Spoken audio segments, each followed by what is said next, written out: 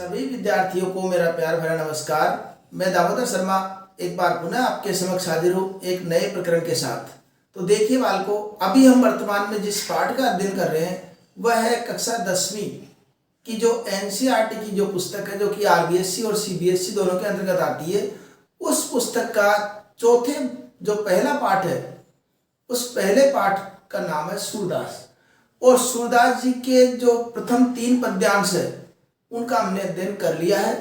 अगर आप उनसे वंचित है तो निश्चित रूप से उनको भी अवश्य देखना चाहिए। वैसे आपकी सुविधा के लिए मैं उनका लिंक आई बटन में दे दूंगा, वहां जा करके भी आप देख सकते हैं। और यदि चैनल को सब्सक्राइब नहीं किया है तो वह तो कर ही लीजिए। तो देखते हैं इस पद्यांश में क्या बताया गया है। तो इस पद्यांश में जो बताया गया है कि हमारे हरि राजनीति पढ़ आए। क्या शब्द है? हमारे हरि राजनीति पढ़ आए। ये कौन किससे कह रहा है ये तो आपको पता ही, क्योंकि उद्धव इनको योग संदेश की शिक्षा देने आए। योग संदेश की शिक्षा देने आए, ज्ञान मार्ग की शिक्षा देने आए। तो उसको बात को सुनकर के गोपियां उद्धव से क्या कहती है कि हे उद्धव, हमारे हरि, हरि कौन है यहाँ पर? श्री कृष्ण। हरि है राजनीति पढ़ आए। हरि क्या कर रहे? राजनीति उन्होंने पढ़ ली है। ये व्यंग्य राजनीति कहने का उद्देश्य क्या है, इसके पर व्यंग्य क्या छिपा हुआ है? क्योंकि राजनीति आप जानते हैं कि राजनीति में हर प्रकार के दाव पेच काम करते हैं। छल कपट साम दाम दंड भेद किस प्रकार की भी नीति वो चला सकते हैं। राजनीति में सबसे ऊपर होता है स्वार्थ। और यहां पर गोपियों ने भी इस प्रकार की जैसे आक्षेप लगाया इन पर, श्री कृष्ण पर, कि समझी बात कहत मधुकर की। अब ये बात गोपियों के मन में क्यों आई? वो देखिए कि समझी, समझ गई बात समझ गई। कहत मधुकर के, हे मधुकर। मधुकर कौन है यहाँ पर? उद्धव। मधुकर का शाब्दिक अर्थ होता है भ्रमर, और भ्रमर किसके लिए आया? उद्धव के लिए। कि हे उद्धव, तुम्हारे द्वारा जो बात कही गई है उसको हम भली प्रकार से समझ गए, समाचार सब पाए। और तुम्हारे द्वारा जो समाचार हमको प्राप्त हुए, तुम्हारे द्वारा जो बात हमसे कही गई उसको हम भली प्रकार से समझ चुकी है। कौन सी बात?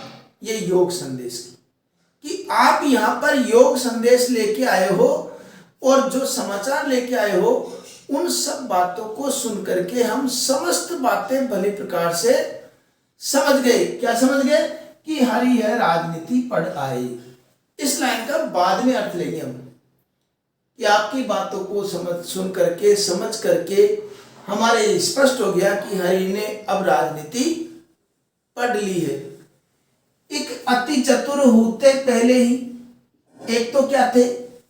भगवान श्री कृष्ण पहले से ही बहुत चतुर थे, पहले से ही बहुत चतुर थे। और अब गुरु ग्रंथ पढ़ाए, और अब तो उन्होंने गुरु ग्रंथ का मतलब राजनीति का पाठ पढ़ लिया है। राजनीति का पाठ पढ़ लिया है। एक तो पहले से चतुर, उसके बाद में राजनीति का पाठ और पढ़ लिया, उसके बाद में राजनीति का पाठ और पढ़ लिया। बड़ी बुद्धि जानी जो उनकी, ये उनका बहुत बड़प्पन मानो। ये व्यंग्य भाव है, ये गोपियां व्यंग्य कर रही है कि ये उनकी बड़ी बुद्धि, ये उनकी महानता मानी जाएगी। क्यों? जो उनकी, ये किसकी बात करें? श्री कृष्ण की, कि ये उन्होंने बहुत बड़प्पन का परिचय दिया, बहुत बुद्धि के बड़प्पन का परिचय दिया, जो संदेश पढ़ाए, जो आपको यहाँ पर योग संदेश सुनाने के लिए भेज दिया। तो इस प्रकार का जो व्यंग्य किया गया है कि हे उद्धव, ये उन्होंने बहुत बड़प्पन दिखा दिया हम पे, कि आपको योग संदेश का, योग की शिक्षा देने के लिए आपको भेज दिया। ये उन्होंने बहुत बड़ा बड़प्पन दिखा दिया। तो इसमें कौन सा भाव छिपा हुआ है? व्यंग्य भाव। पूरे पद्यांश में व्यंग्य भाव है वैसे तो। अब देखिए आगे क्या कहती है कि उद्धव भले लोग आगे के। हे उद्धव, वास्तव में भले लोग तो वह होते हैं।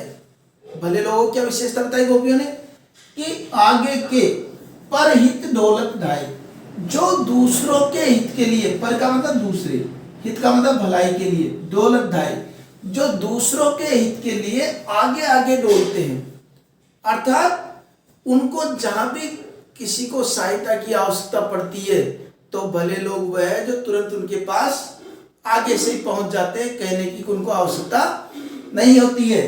तो उद्धव भले लोग आगे के, हे उद्धव भले लोग तो वह होते हैं जो आगे से ही दूसरे के हित के लिए डोलते आ जाते हैं, अर्थात तत्पर रहते हैं।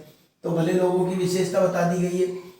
अब अपने मन फेर पाइए, लेकिन भगवान श्री कृष्ण ने क्या किया?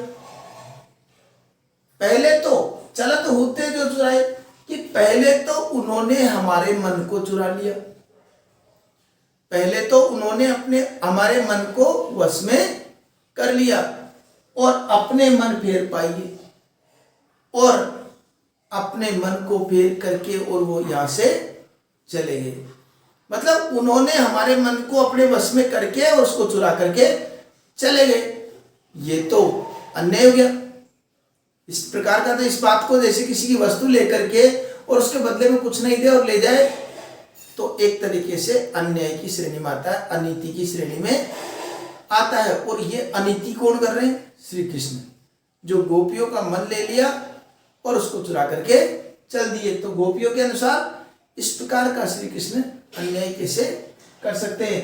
ते अनीति करे आपन, हमारे ये समझ में नहीं आता कि वह इस प्रकार की आपनु स्वयं इस प्रकार अनीति क्यों कर रहे हैं, अन्याय क्यों कर रहे हैं। अब कुशल किस अन्याय की बात की जा रही है इसमें बताया जा रहा है कि गोपियां ये कहती है कि श्री कृष्ण ने हमारे मन को चुरा लिया, और मन को चुराने का मतलब हो गया कि मन को अपने वश में करने के बाद उनको भी अपना मन हमको देना चाहिए, लेकिन वो मन को चुरा करके चल दिए। एक तरीके से अन्याय किया।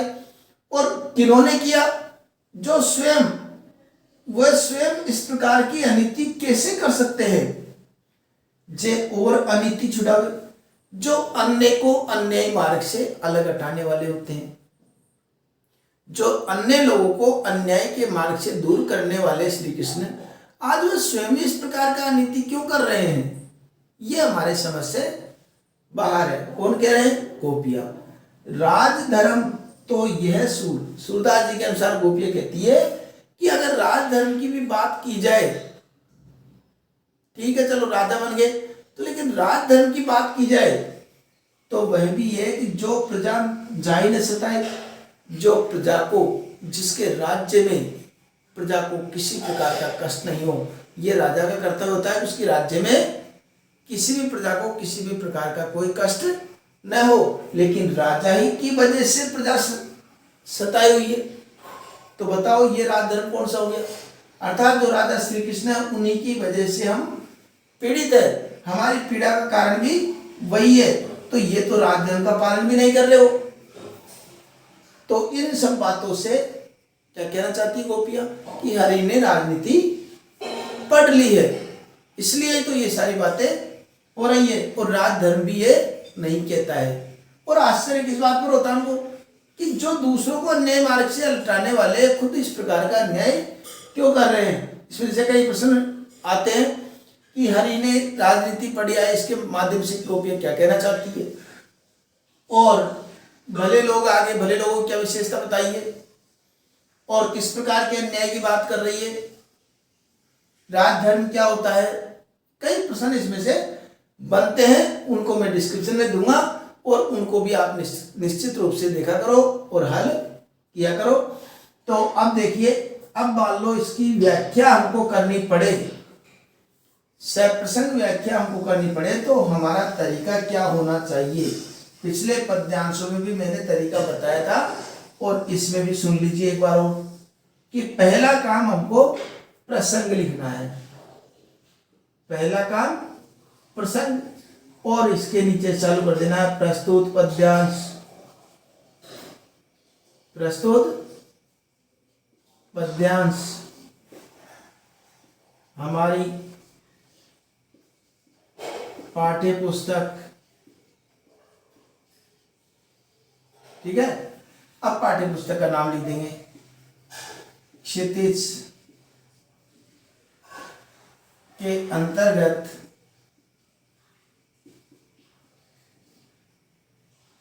सगुण भक्ति धारा के प्रमुख कवि सूरदास, कवि का नाम लिखिए सूरदास द्वारा रचित पदों से अवतरित है। इसमें गोपियों ने श्री कृष्ण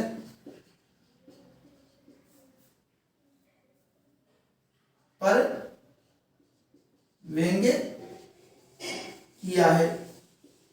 ठीक है, ये इसमें लिख देंगे। अब व्याख्या, वो हमको पता है कि व्याख्या अभी बताए तो इस प्रकार व्याख्या लिख देंगे। ठीक है, अब विशेष में इधर लिख देता हूं। वैसे हमको यहाँ पर बिंदु नीचे डालना पड़ता है और बिना विशेष के व्याख्या पूर्ण नहीं मानी जाती है, तो मैं इधर लिख देता हूं विशेष के अंतर्गत प्रथम जो विशेष है इसकी भाषा, ब्रज भाषा का प्रयोग। ठीक, दूसरी भाषा में हम दूसरी बात में इसमें लिखेंगे व्यंग्यात्मक शैली। ठीक, यहां तक हमने कर दिया। तीसरी बात, अलंकार की दृष्टि से देखा जाए तो अनुप्रास अलंकार इसके अंतर्गत आ रहा है। अलंकारों की जानकारी आपने पढ़ी ली होगी कि अलंकार क्या होते हैं, कैसे होते हैं। नहीं पढ़ी हो तो मैं आई बटन पे उसका भी लिंक दे दूंगा। अब यहां पर भाषा हो गई, शैली हो गई, ठीक है, और अलंकार हो गया, और दूसरा है वियोग श्रृंगार रस, क्योंकि गोपियां श्री कृष्ण के वियोग में दुखी है और उसी दुखी अवस्था में वो इस प्रकार उनसे व्यंग्यात्मक भाषा में बात कर रही है, उद्धव से अपनी पीड़ा को प्रकट कर रही है। ठीक है, तो ये व्याख्या, प्रसंग और विशेष ये हमारी कंप्लीट हुई। प्रश्न आपको डिस्क्रिप्शन में मिलेंगे ही, और इसके साथ ये हमारा पहला पाठ कंप्लीट होता है, और दूसरा पाठ आपको समय पर प्राप्त हो जाए इसके लिए आप चैनल को सब्सक्राइब करेंगे ही। तो आशा करता हूं आपके ये भली प्रकार से समझ में आ गया होगा। तो मिलते हैं अगले पाठ में, तब तक के लिए धन्यवाद।